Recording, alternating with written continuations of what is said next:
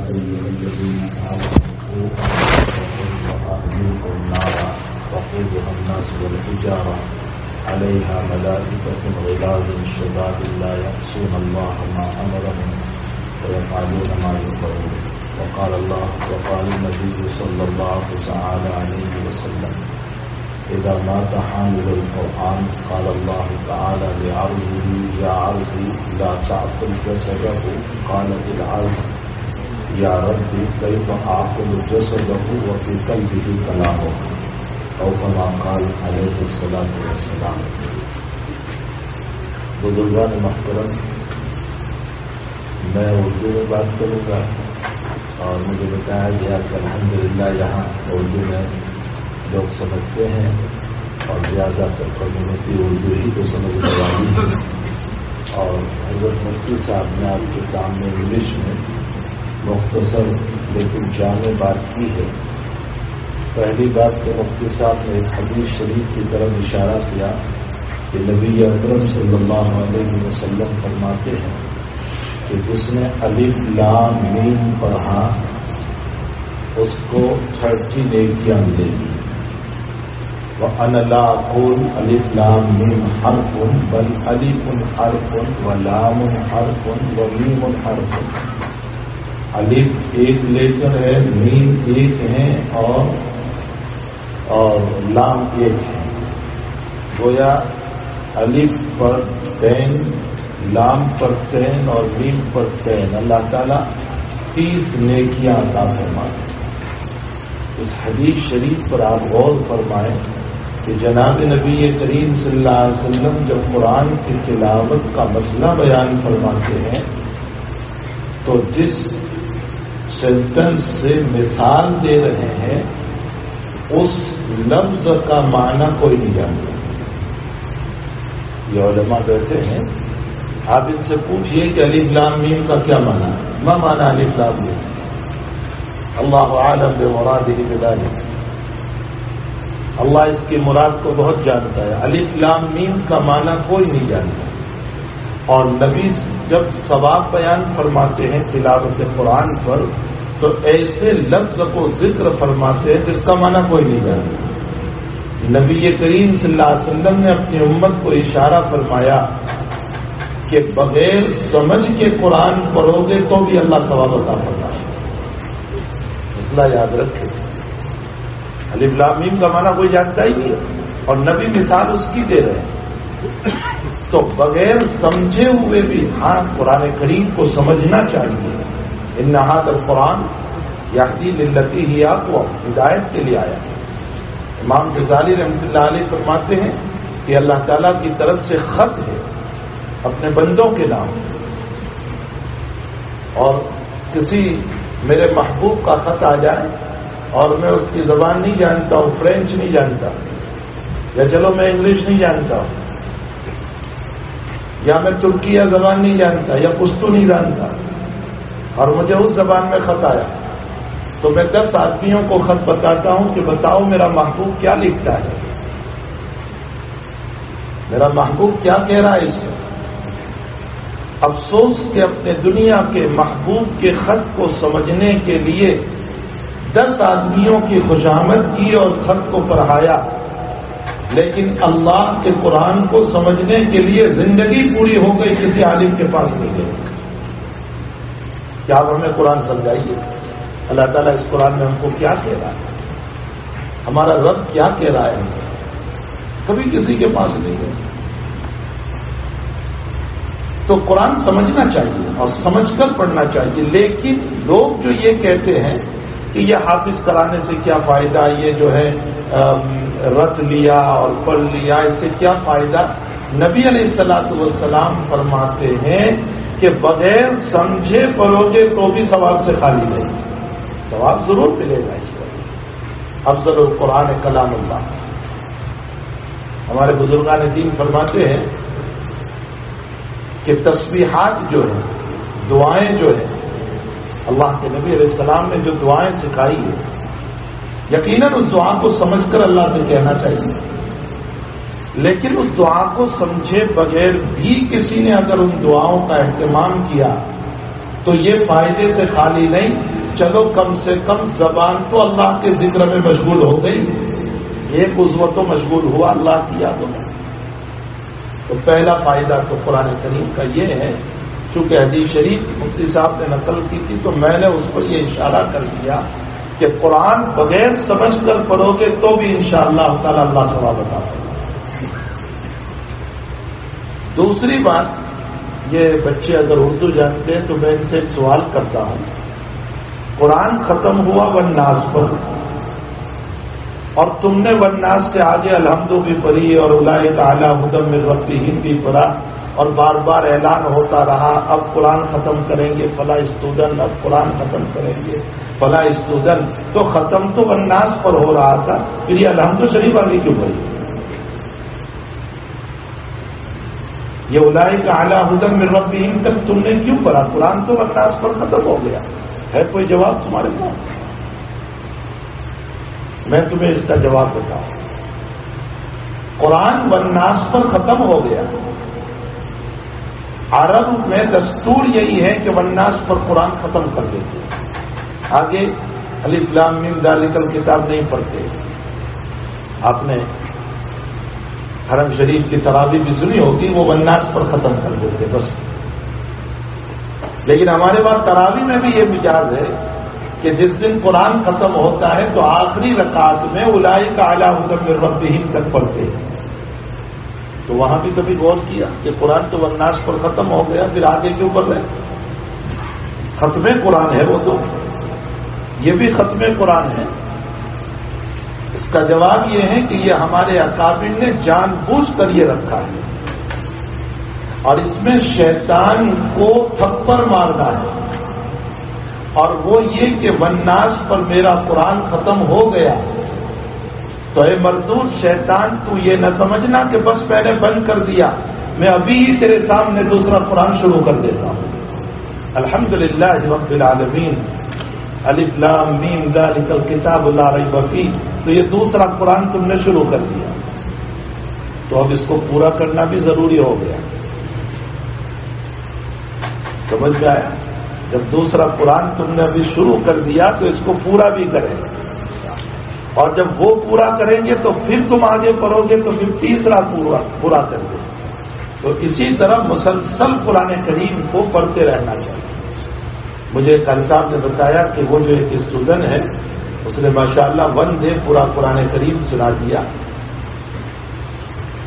یہ ایک بہت بڑا معجزہ ہے اللہ تعالیٰ کا کلام۔ بلکہ مجھے بتایا کہ ہمارے اس مدرسے میں قریباً 12 ایئرس میں 60 بچے حافظ قرآن بنے۔ میں نے کہا مفتی صاحب کو تو قاری صاحب کو تو یہ لوگ ویسے ہی اٹھا کر لے جائیں گے جنت میں، کوئی پاؤں پکڑے گا، کوئی ان کا ہاتھ پکڑے گا اور کہا چلو ہم آپ کو لے جا رہے ہیں۔ یہ تو صدقہ جاریہ ہے نا۔ ابھی مفتی صاحب نے ایک حدیث شریف پڑھی تھی کہ حافظ قرآن کی فضیلت یہ ہے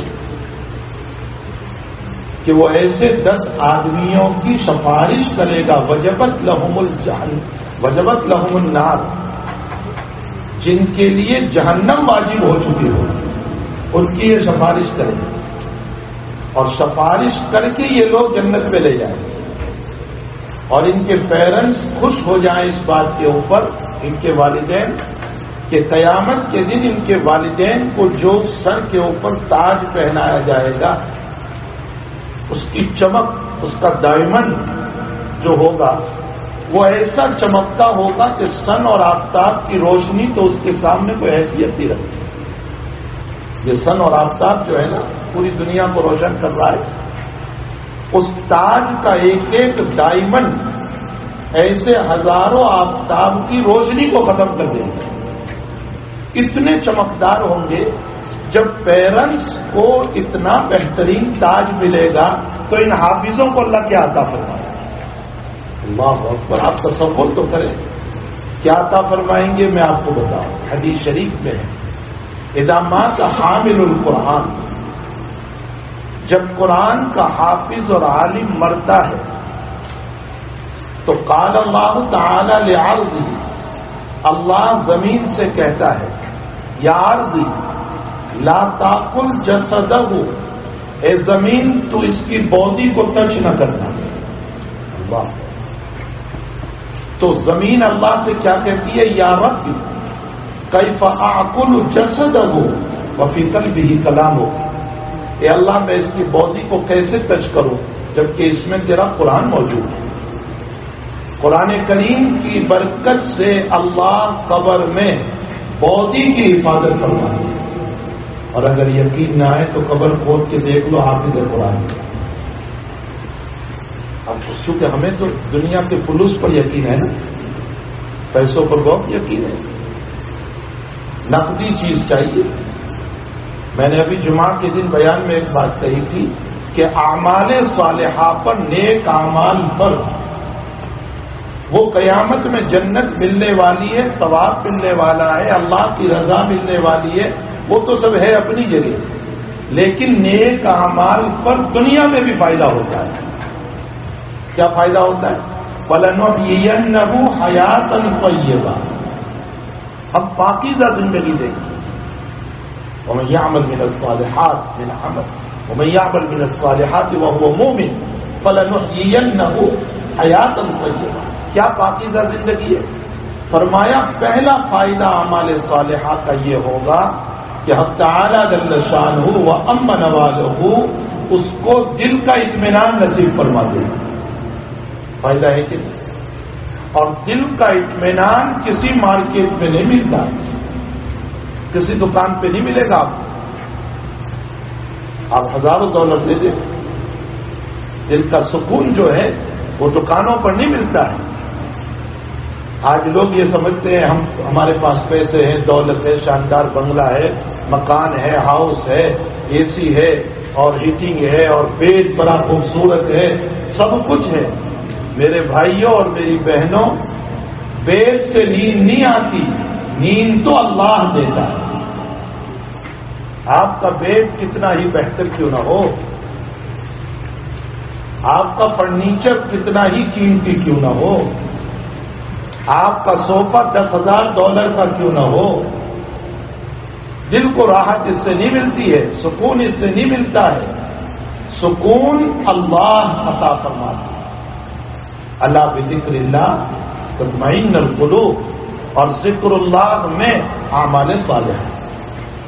یہ اعمال تو چلو اگر جنت کی نیت سے عبادت نہیں کرتے کہ وہ تو ادھار ہے، کب ملے گی کب نہیں ملے گی، ارے کم سے کم دنیا کے سکون کی نیت سے تو عبادت کر لو کہ اللہ دنیا میں سکون نصیب فرماتے ہیں، راحت نصیب فرماتے ہیں، آرام نصیب فرماتے ہیں. اسی بنیاد پر تو عبادت کر لیں ہم. اور دوسرا فائدہ عبادت کا کیا ہے؟ اللہ سے تعلق نصیب ہو جاتا ہے. بہت بڑی چیز ہے کہ اللہ سے تعلق نصیب ہو جائے. علامہ رومی نے میرے اور آپ کے دل کی ایک بات کہی. علامہ رومی کو جانتے ہیں نا، معارف مذہبی لکھی ہے انہوں نے، وہ جانتے ہی ہم کو.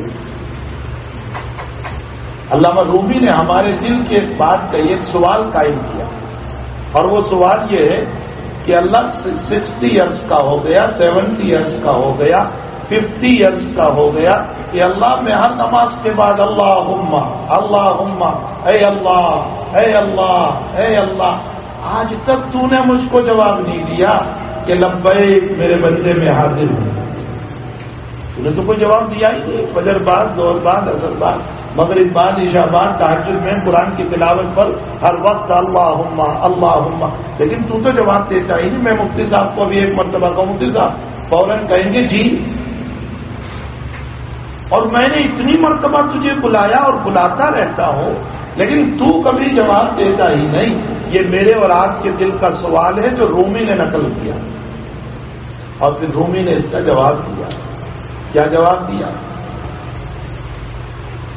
گفت یہ اللہ ہے تو لبئی کے ماس، گفت یہ اللہ ہے تو لبئی کے ماس. اے میرے بندے، تیرا اے اللہ بولنا، اللہم بولنا، یہ ہمارا جواب ہے. اس لیے کہ اگر ہم تجھ سے راضی نہ ہوتے تو میرا نام بولنے کی میں توفیق نہ دیتا. یہ میں نے بلوایا تیری زبان پر اے اللہ. یہ نماز کی عبادت کی توفیق میں نے دی.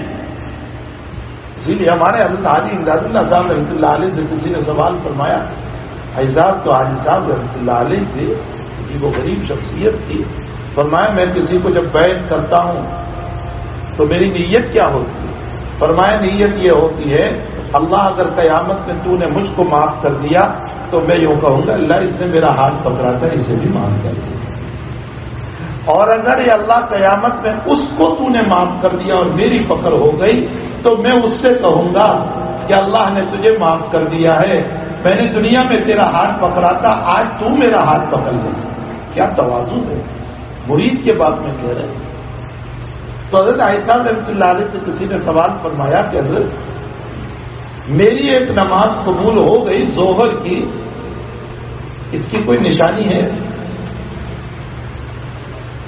تو عائشہ نے فرمایا مجھ پر کوئی خط تو آتا نہیں اللہ کی طرف سے کہ میں یہ کہہ دوں کہ تیری نماز قبول ہو گئی. فرمایا ہاں ایک نشانی، اللہ ظہر کے بعد عصر کی توفیق دے دے تو سمجھ لو کہ ظہر قبول ہو گئی.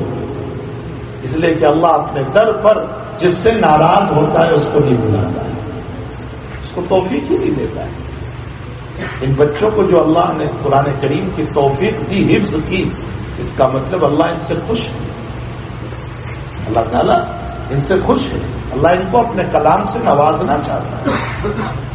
کل صاحب نے مجھے بتایا کہ ابھی یہ 12 سال کی اس مدت کے اندر ایک بچہ وہ ہے جو 6 سال کی عمر میں حافظ قرآن ہوا، 6 سال کی عمر، اور کتنی مدت میں حافظ ہوا؟ 1.5 years، 1.5 سال. یہ معجزہ نہیں تو کیا ہے قرآن کریم. نبی اکرم صلی اللہ علیہ وسلم فرماتے ہیں ما من الانبیاء نبی الا اوتی ما مثلہ الا اوتی ما آمن علیہ البشر واوتیت مثلہ. فرمایا تمام نبیوں کو اللہ نے معجزات عطا فرمائے لیکن وہ معجزات نبی کے ساتھ قبر میں چلے گئے. اب عصائے موسیٰ نہیں ملے گا، موسیٰ علیہ السلام کا ڈنڈا اب نہیں ملے گا، ید بیضا موسیٰ علیہ السلام کا نہیں ملے گا، داؤد علیہ السلام کے ہاتھوں میں لوہے کا اسٹیل کا نرم ہو جانا اب نہیں ملے گا. نوح علیہ السلام کی کشتی اب کہاں ہے؟ صالح علیہ السلام کی اونٹنی اب کہاں ہے؟ سارے معجزات ان کے ساتھ چلے گئے، بلکہ ہمارے نبی کے معجزات بھی نبی کے ساتھ چلے گئے. حضور پاک صلی اللہ علیہ وسلم کے معجزات آپ کے ساتھ قبر پہ چلے گئے. کنکریوں نے سلام کیا تھا، وہ کنکری کہاں ہے؟ جس اونٹنی نے بات کی تھی وہ اونٹنی کہاں ہے؟ جو درخت چل کر آئے تھے وہ درخت کہاں ہے؟ سارے معجزات حضور پاک صلی اللہ علیہ وسلم کے ساتھ قبر میں چلے گئے، لیکن آپ فرماتے ہیں میرا ایک معجزہ قیامت تک رہے گا، وہ ہے قرآن کریم. وَأُوتِيتُ وَحْيًا، اللہ نے مجھ کو وحی کا معجزہ دیا. یہ وحی کا معجزہ قیامت تک چلے گا، اور قیامت تک لوگ اس کو دیکھ کر ایمان لاتے رہیں گے. اس لیے قیامت میں سب سے بڑی جنت میں جانے والی میری امت ہے. یہ معجزہ جو بچوں نے اپنے دلوں میں جو لیا ہے نا، وہ نبی کریم صلی اللہ علیہ وسلم کا معجزہ. تو میرے بھائی جو آپ نے فضائل قرآن کریم کی ابھی سن لی، اس میں ایک فضیلت یہ بھی ہے کہ قیامت کے دن ان بچوں سے اللہ تعالیٰ بلائے گا اور ان کو کہے گا اقرا ورتقی ورتل کما کنت ترتل فی الدنیا. یہ بچوں سے اللہ کہے گا قرآن پڑھو، شروع کرو الحمدللہ رب العالمین سے، پڑھتے جاؤ پڑھتے جاؤ، اور جنت کی اسٹیج اور سیڑھیاں ہیں، تم چڑھتے جاؤ. فرمایا والناس، تیرا قرآن جہاں ختم ہوگا میں تجھے جنت میں مقام عطا کروں. یہ اللہ تعالیٰ کی طرف سے ان کو انعام، کتنا اونچا انعام، اللہ کتنے اونچے مقام پر ان کو رکھے گا. وہ دبئی کے اندر برج ٹاور جو ہے، تو ایک صاحب مجھ کو ملے جو اس میں کام کرتے تھے. تو میں نے ان سے پوچھا کہ وہ لفٹ جو ہے نا، اس میں ایلیویٹر اس میں لے جاتے ہیں وہ، تو اس میں وہ کام کرتے تھے. تو میں نے ان سے پوچھا کہ اس برج ٹاور میں، برج خلیفہ میں نیچے رہنے والوں کا رینک زیادہ ہے یا اوپر رہنے والوں کی؟ وہ کہنے لگے اوپر رہنے والوں کا۔ میں نے کہا اوپر رہنے والوں کا کیوں؟ نیچے تو آسان ہے، سہولت ہے۔ کہا نہیں، جتنے اوپر رہتے ہیں اتنی ہوا صاف شفاف آتی ہے، آکسیجن بہت کھلا ہوا ملتا ہے، اور اوپر سے سارا دبئی نظر آتا ہے، اس لیے بہت اعلیٰ مقام کا رینک بھی بہت اعلیٰ۔ تو میں نے کہا اللہ تعالیٰ ان بچوں کو جنت میں بہت اعلیٰ مقام دینے والا ہے۔ یہ برج خلیفہ تو کوئی حیثیت نہیں رکھتا ان کے سامنے، جنت کے مقاموں کے سامنے برج خلیفہ میں کیا حیثیت ہے، جو اللہ تعالیٰ ان کو مقام دینے والا ہے۔ میرے بھائیوں، اپنی اولاد کو دین پڑھاؤ، دنیا پڑھانے سے کوئی منع نہیں کرتا، ان کو لائر بناؤ، ڈاکٹر بناؤ، انجینئر بناؤ، بیرسٹر، کوئی منع نہیں کرتا، لیکن پہلے دین پڑھاؤ، پہلے ان کو قرآن پڑھاؤ، پہلے ان کو حافظ بناؤ، پہلے ان کو ناظرہ پڑھاؤ۔ بڑی کمی یہ بھی ہے کہ ناظرہ نہیں پڑھایا جاتا۔ ناظرہ کا معنی ہوتا ہے، نظر کا معنی دیکھنا، یعنی اندر دیکھ کر قرآن پڑھنا۔ اور ان علماء کا احسان ہے، میں نے جگہ جگہ ایک بات کہی ہے، یاد رکھو، میں یہاں بھی آپ کو سنا دوں۔ ان علماء کا احسان ہے جو یہ پڑھا رہے ہیں کہ ہمارے بچے صبح سے دوپہر تک اسکول میں برین واش ہو کر آ رہے ہیں، ان کے ذہنوں سے اللہ کو مٹایا گیا، رسول اللہ کو مٹایا گیا، اسلام کو مٹایا جا رہا ہے، شریعت کو مٹایا جا رہا ہے، اور شام کے 3 گھنٹے میں یہ علماء محنت کر کے دوبارہ اس میں اللہ اس کے رسول کو بھرتے ہیں، اس لیے بھرتے ہیں کہ یہ ایمان پر باقی رہے، کل کو ہم قبر میں پہنچے تو یہ ہمیں جہنم میں لے جانے کا ذریعہ نہ بنے۔ اب لوگ پوچھتے اس پر کوئی دلیل؟ میں نے آیت پڑھی ہے، یا ایھا الذین آمنوا قوا انفسکم واہلیکم نارا، اے ایمان والو تم اپنی ذات کو بھی جہنم سے بچاؤ اور اپنی اولادوں کو بھی جہنم سے بچاؤ، اپنی بیوی کو بھی جہنم سے بچاؤ، اپنے بچوں کو بھی جہنم سے بچاؤ۔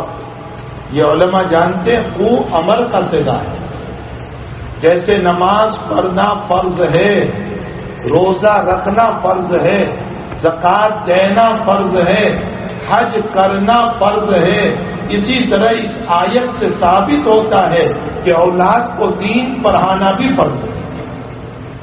پوچھ لینا مفتی صاحب سے یہ مسئلہ، میں کوئی منگرت مسئلہ نہیں بیان کر رہا ہوں۔ جتنی نماز فرض ہے اقیم الصلاۃ، اتنی ہی ان کی تربیت کرنا، ان کو دین پر باقی رکھنا یہ فرض ہے۔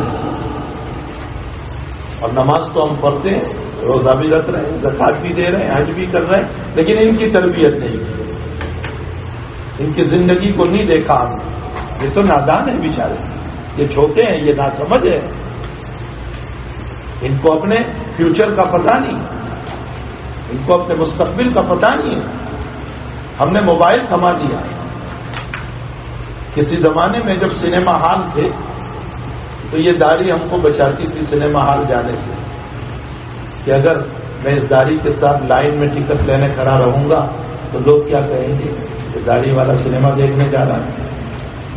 یہ جبہ ہم کو بچاتا تھا، لیکن آج کل تو جیب میں سنیما ہال آ چکے ہیں، یہ فون جو ہے نا یہ جیب میں آ چکے ہیں سنیما ہال، اور پھر ہر ایک کا روم بھی گھر میں الگ ہوتا ہے۔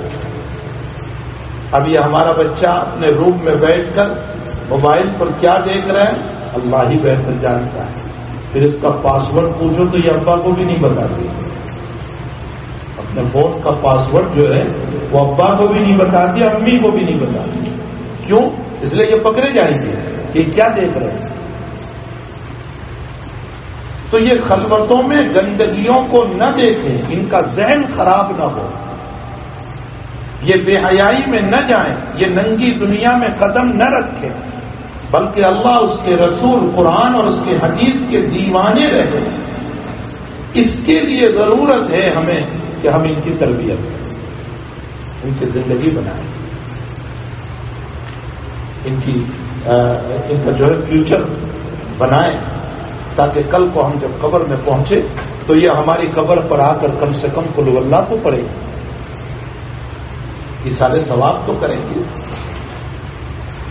میں نے کل ہی ایک واقعہ سنایا تھا کہ علامہ سیوطی رحمۃ اللہ علیہ نے ایک کتاب لکھی ہے حالات القبور، برزخی حالات، قبر کے حالات. اس میں واقعے پر بات ختم کر دوں. اس میں لکھا ہے کہ ایک بزرگ بغداد میں گزر رہے تھے اور ایک قبرستان میں آرام کے لیے لیٹ گئے تو انہوں نے خواب دیکھا کہ رات میں لوگ اپنی قبروں سے نکلے اور کوئی چیز اٹھا رہے ہیں.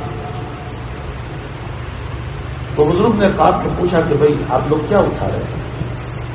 تو فرمایا کہ لوگ جو ایصال ثواب کرتے ہیں، جنرل بھی ایصال ثواب ہوتا ہے نا، جیسے میں اور آپ کو اللہ شریف پڑھ کے ایصال ثواب کر دیا کہ اللہ پوری امت کو پہنچا دیا، تو بس وہ ہم اٹھا رہے ہیں. لیکن ایک بڑے میاں اور ایک بزرگ تھے، وہ چپ چاپ بیٹھے ہوئے تھے. کہا آپ کیوں نہیں اٹھاتے؟ یہ کتاب بڑی عجیب و غریب ہے، اس کو پڑھنا چاہیے. علامہ سیوطی نے جو قبر کے حالات اس میں لکھے، اسی میں وہ واقعہ بھی لکھا ہے کہ کسی قبرستان کے اندر اچانک قبر پھٹی اور اندر سے ایک انسان نکلا. یا تو ڈریم ہے، خواب ہے، یا حقیقت. بہرحال ایک انسان نکلا اور اس کی شکل گدھے کی تھی اور وہ گدھے کی طرف بول رہا تھا، آواز نکال رہا. ڈونکی بولتے ہیں نا، ڈونکی، وہ گدھے کی شکل تھی اور ڈونکی کی طرح وہ بول رہا تھا. اور پھر قبر میں چلا گیا اور قبر بند ہو گئی. انکوائری اور تحقیق پر بتایا کہ اس کی ماں زندہ ہے. تو اس کی ماں سے پوچھا گیا تو ماں نے کہا کہ یہ میرا بیٹا بہت شرابی تھا، بہت شراب پیتا تھا اور میں اس کو منع کرتی تھی بیٹا نہ پی. تو وہ مجھے یوں کہتا تھا کہ ڈونکی کی طرح بکواس کرتی ہے تو اپنی ماں کو ڈونکی اور گدھی کہا تھا. اللہ نے قبر میں وہی عذاب دیا اس کو. اسی کتاب میں یہ واقعہ لکھا. تو ایک بزرگ جو ہے وہ بیٹھے ہوئے ہیں، وہ جو ہے کسی چیز کو نہیں اٹھا رہے، ثواب کو نہیں اٹھا رہے.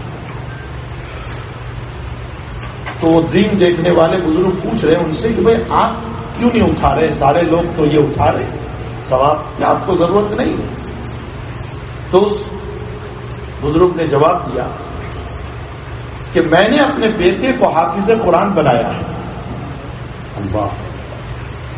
اور میرا بیٹا مٹھائی کی دکان کرتا ہے اور وہ مٹھائی بیچتے ہوئے صبح سے شام تک میں دکان پر ایک قرآن پورا کر لیتا ہے اور روزانہ مجھے ایصال ثواب کرتا ہے. روزانہ ایک قرآن. تو میں الحمدللہ میرا بیٹا مجھے ایک قرآن روزانہ بھیج رہا ہے. اب پورے قرآن کے حروف کتنے ہیں وہ ان بچوں سے پوچھ لینا. لاکھوں حروف ہے اور ایک حرف پر 10 نیکی. تو اب آپ حساب کر لو کہ کتنی نیکیاں روزانہ مل رہی ہے.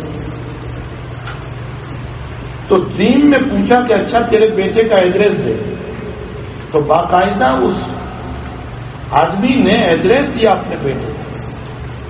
تو بزرگ صبح کو اس دکان پر گئے تو واقعتاً وہ دکان پر بیچ بھی رہا ہے اور کچھ پڑھ بھی رہا ہے. تو اس دین دیکھنے والے نے کہا کہ بھائی تو یہ کیا پڑھ رہا ہے، تیرے ہونٹ چل رہے ہیں. فرمایا میرے والد نے مجھ کو حافظ قرآن بنایا. میں صبح سے قرآن پڑھنا شروع کرتا ہوں اور شام کو میں قرآن پڑھ کے میرے والد صاحب کو انسان ثواب کرتا ہوں. اگر آپ نے اپنی اولاد کو حافظ قرآن بنایا تو انشاءاللہ تعالی یہ ہماری قبروں پر آئے گی، یہ ہمیں ایصال ثواب کرے گی، یہ اپنے گھر پر بیٹھ کر کے ہمارے لیے ایصال ثواب کرے گی. ورنہ پھر آپ نے نام سنا ہوگا حضرت شاہ وسیع اللہ صاحب رحمۃ اللہ علیہ کا، ولی یہ کاملین میں سے گزرے ہیں. فرمایا اگر اپنے اولادوں کو دنیا تو خوب پڑھائی اور دین نہیں پڑھایا تو یاد رکھو تمہاری اولاد تمہاری قبروں سے لات مارتی ہوئی گزرے گی. ان کو یہ بھی پتہ نہیں ہوگا کہ یہ میرے والد کی قبر ہے. اور اس میں کوئی دو رائے نہیں ہو سکتی. آج ہو رہا ہے. ایک واقعہ ہے ایک کنٹری کا، میرا وہاں جانا ہوا ہے، مجھے معلوم ہے ان کا واقعہ. میں اشارہ کر دوں، ان کا بیٹا یہاں امریکہ میں ایک بہت بڑی ہاسپٹل کا انچارج بنایا گیا، ڈاکٹر تھا. باپ بہت شدید بیمار پڑا تو اس کو فون کیا گیا کہ بہت شدید بیمار ہے، آپ آ جاؤ. اس نے کہا کہ میں بہت بزی ہوں اور مجھے چھٹی نہیں مل سکتی، میں نہیں آ سکتا ہوں۔ کچھ دنوں کے بعد باپ کی موت ہو گئی تو پھر اطلاع کی کہ باپ کی وفات ہو گئی، اگر آپ کہیں تو ہم کول روم میں رکھ دیں ابھی اس کو، آپ آ جاؤ 2 دن کے اندر، چونکہ لمبی مسافت ہے، 24 آورس کا ٹائم ہے فلائٹ کا، آپ آ جاؤ۔ تو بیٹے کا جواب سنیے، آئی ایم ویری بزی، میں بہت بزی ہوں، میں نہیں آ سکتا ہوں، آپ میرے والد کو دفن کر دیجیے، جتنے پیسے لگے میں دے دوں گا۔